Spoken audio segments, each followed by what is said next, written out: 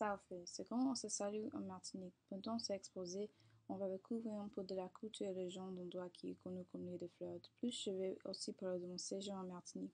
Alors, on va aller, ce qui veut dire on y va. La Martinique est située dans le plus petit île de la Caraïbe, près de la Barbade et de Saint-Lucie.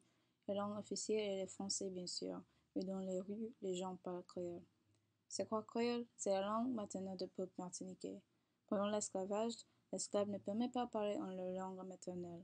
Donc, ils ont créé une langue qui était un mélange des langages africains et le français. Aujourd'hui, le créole martiniquais a les influences d'anglais, l'espagnol et le portugais. La Martinique est un endroit spatial dans la Caraïbe. Elle est située dans les Antilles.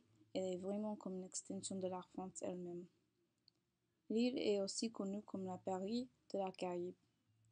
La culture et les cultures martiniquaises sont un mélange de gens indigènes martiniquais et les influences françaises. Par exemple, la cuisine est une fusion de la gastronomie française et antillaise.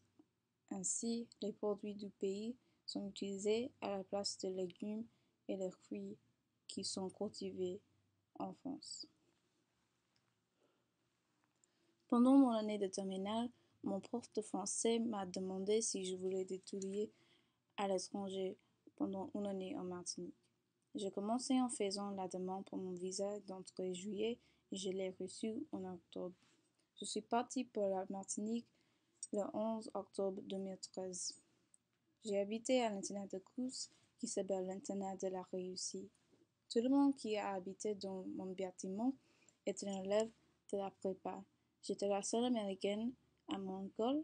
En plus, j'étais dans la classe de littérature. Alors, ça veut dire qu'on étudie l'histoire, la philo, la géo, le français et l'anglais. Alors, j'ai appris beaucoup à propos des écrivains français et les philosophes comme Descartes et Machiavelli. Tous les jours, les cours commençaient à 7 heures. De plus, chaque heure était 2 à 3 heures selon le jour de la semaine.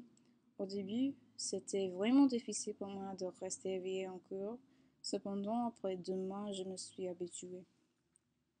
Le prof ne m'a pas donné les devoirs tous les jours comme les autres, mais j'ai suivi les lectures quand même.